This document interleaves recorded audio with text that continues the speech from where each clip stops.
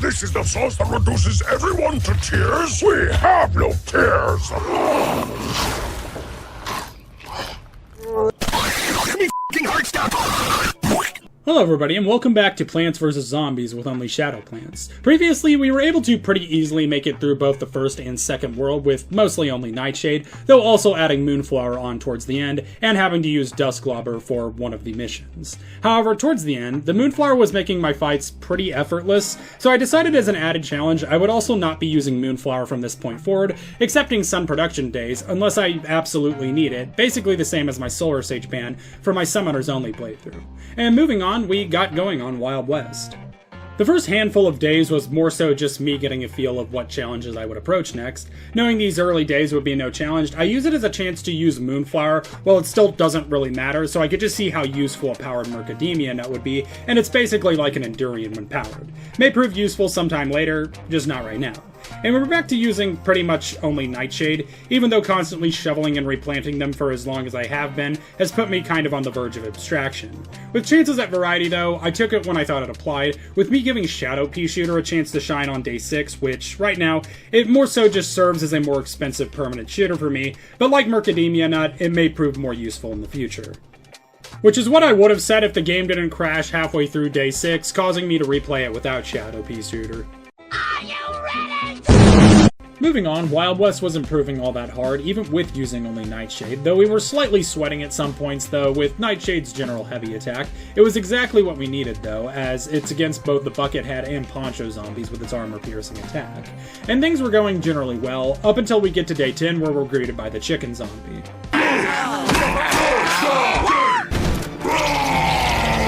Nightshade obviously can't handle the clusters of chickens on its own, likely even with plant food as it has only 3 shots, and this wouldn't even change with the addition of Moonflower. However, Shadow Plants do still have some ways of getting around this, and the first is with Noctarines, which, on top of generating a temporary shadow field of tiles, also cake the area in poison gas, allowing it to take out entire chicken zombies solo. However, this is far from a perfect solution, as each Noctarine costs 150 sun and has a slow charge, which means even my non-OSHA compliant Nightshade recycling is likely going to run out of money constantly, and that reflects in me barely passing this mission after the 3rd try. Day 11 looks intimidating on the surface, being a spend no more than 500 sun, however, there's not many zombies on this day anyways, and I can refresh the Nightshades by using plant food on them, making day 11 a cakewalk. Day 12 was a conveyor belt mission, so I violently electrocuted a zombie for no reason, and day 13 introduced the Miner zombie, which jumps over the map and attacks plants all to the right of it behind them. Initially though, this is not really going to be an issue of any kind, due to the simple fact that I'm using only Nightshades at the moment, which are already obnoxiously expendable to me. In day 14, we get to our first chicken zombie hell, where a significantly large number of chicken zombies make their appearance throughout the whole day, and as you might have guessed, is far too much for a single Noctarine to get through. So we move to officially add our next plant to the roster, being Dusklobber. Now, Dusklobber, when powered up, is actually one of the better plants in the game, but alone it's barely slightly better than Pepperpool in its attacks, though like Pepperpool it is AoE, which although far from perfect, is enough to at least eviscerate the barbecue chicken. Now, Dusklobber is far from perfect, but even unpowered, it's exactly what we needed to add to our team. As well, although it doesn't have much power behind its attacks, it makes short work of most clusters of standard zombies, allowing Nightshade to deal with only the important armored zombies. Day 16 was to protect a walnut from getting gagged on by a bunch of Blood Meridian fans, which I promptly failed the first time largely just because I wanted to incorporate Dusklobber into my strategy as fast as possible. But we quickly correct that mistake, and I actually bothered to pay attention this time, while the walnut's sitting there suffering from the closest thing to a Project Zomboid cutscene. Day 17 wasn't what you would call particularly difficult, nor was it particularly easy, as I failed it the first time, though the second time around I just got more aggressive with using Nightshades to take out the armoreds, and the new bull imps, and it was done.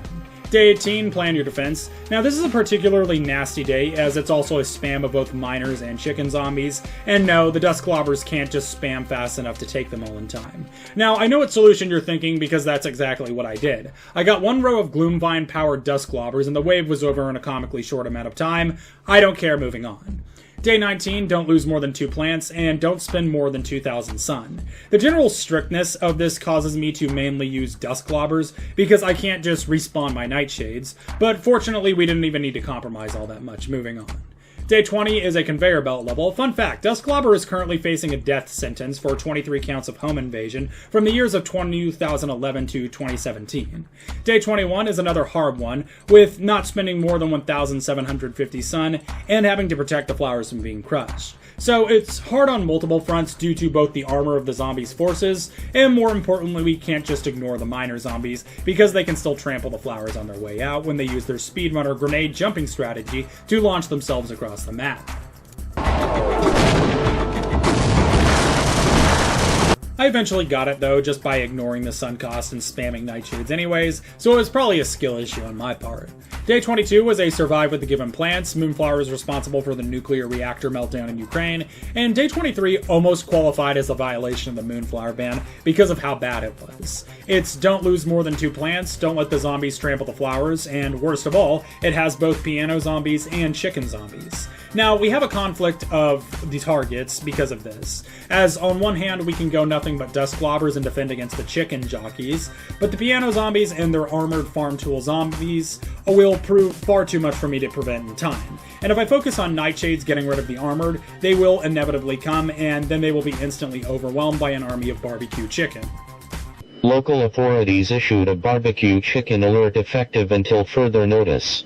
I knew this wasn't going to be the end of the challenge due to I could still pull out Moonflower if I absolutely needed it, but I did struggle quite a bit, and a fair amount of the strategies I came up with involved Murkadamia nut, just due to the fact that it's the closest thing I have to a walnut in the Shadow Clan arsenal.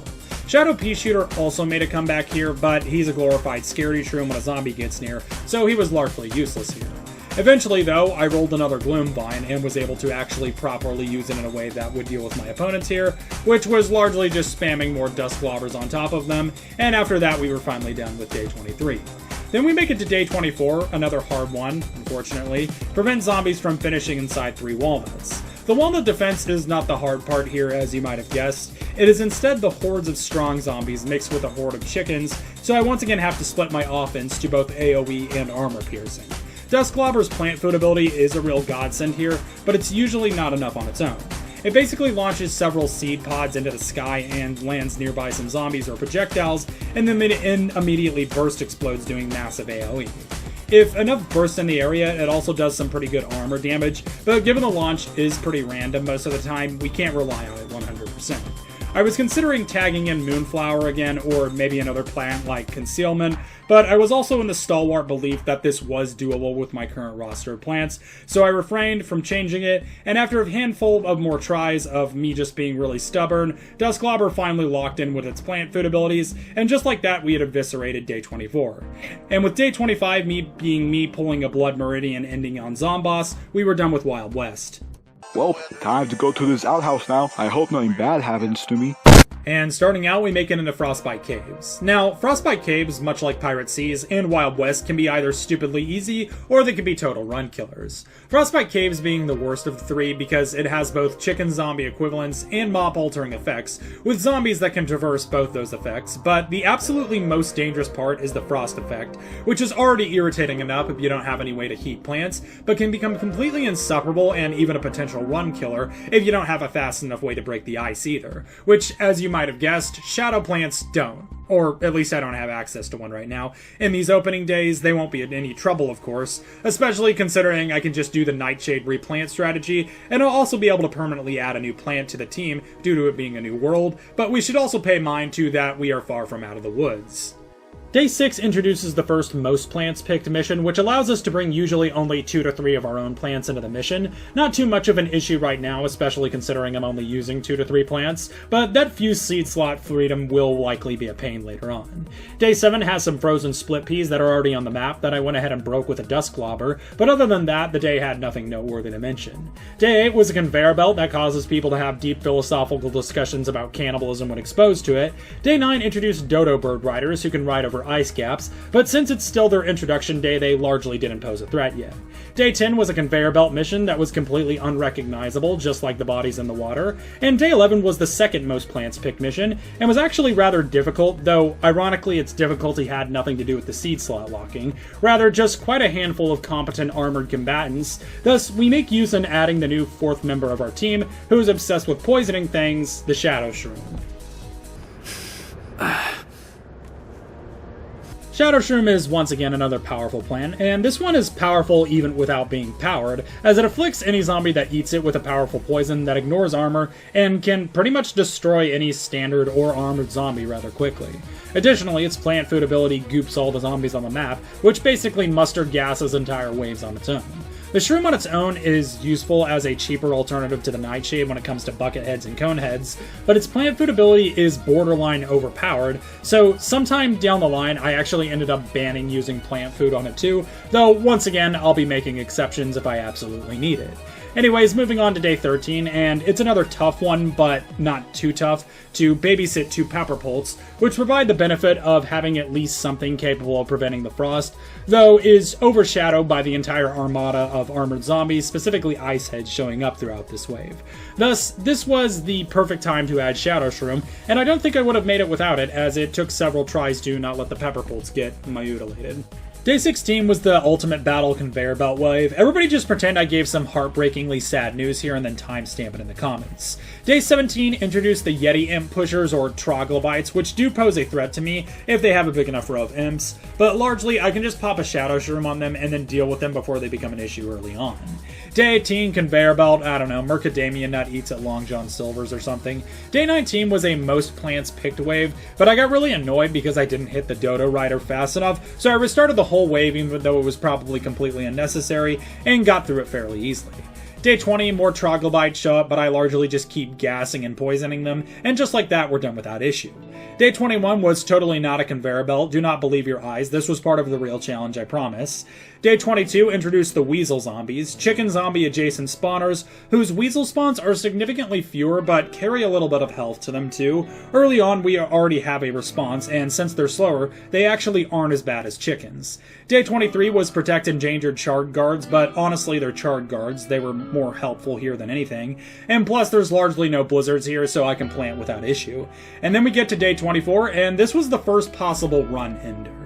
Now, as you'll notice, this is a sun production day, so Moonflower is allowed, and you may think this made it easy on me and that this was an effortless day. Well, you'd be wrong, because the blizzards on day 24 are the worst of all of Frostbite Caves, freezing all my plants every handful of zombies, making effectively farming sun, which already falls pretty randomly when it comes to Moonflower, extremely difficult. And including that, most of my plants aren't exactly good at breaking ice, save for Dusklobber, whose plant field ability does a decent job at it. Combine this with Weasel Zombies, Troglobites, Hunters, ice heads, and we have a pretty conserving time, with me repeatedly either dropping the ball really early on or getting completely overwhelmed in the late game. So I started considering other moves that I could make. I was all out of moves, and he could tell. I felt like he had a couple of moves. Fortunately, I didn't have to make it to the end game yet, and instead just capitalized by spam planting Moonflower all in the top 2 rows and intentionally holding the last zombie up on a ransom, so we had plenty of time to make the sun required, and just like that, we were done. Day 25, conveyor belt mission, Dr. Zomboss tried to get Meryl the Mermaid to start an OnlyFans. Day 26, a little bit of everything, and I do cut it pretty close towards the end, but largely we have it under control, with Shadowshroom in particularly really scrapping with the zombies right at the end game. Glad I chose more Geneva Convention violating weapons. Day 27, defend the 3 endangered Rhodobagas, and fortunately Rhodobagas are largely pretty competent plant shooters, and give us plenty of time to set up a rational defense. Unfortunately, there are 3 Gargantuars this wave, and 2 of them come at once towards the end. Now, I can get rid of one of them using a lawnmower launch, and I can intentionally leave a Rhodobaga frozen so that the Garg ignores it, but we do actually have a competent way of dealing with Gargantuars, and that's the Nightshade's plant food ability, which deals enough single target damage to take out most times in a single cycle. So, just ration the plant food, and bada boom, 3rd try it's done. Day 28, plan your defenses, and I'm gonna be honest, I didn't really put much forethought into this, largely because I knew all of my plants were going to freeze no matter what, so I just spammed the absolute hell out of Dusklobbers, left myself some sun to fix the situations I put myself in, and then we're done first try. And with day 29 being survive with the given plants, and the only thing left to do was explain to Dr. Zomboss that Big Chungus is canonically in dispatch, we were done with Frostbite Caves. And at this point, I decided to call this episode here, as I originally thought this entire challenge was going to be a cakewalk with shadow plants, but when you remove Moonflower from the equation, and even one instance with it in the equation, this is far from over.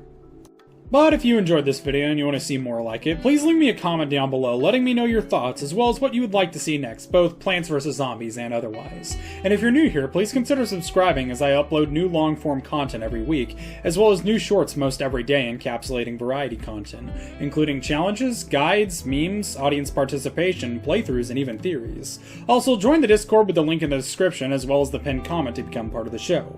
But with that being said, thank you all so much again for watching, and big thank you to my channel members and Patreon subscribers, and I will see you all next time.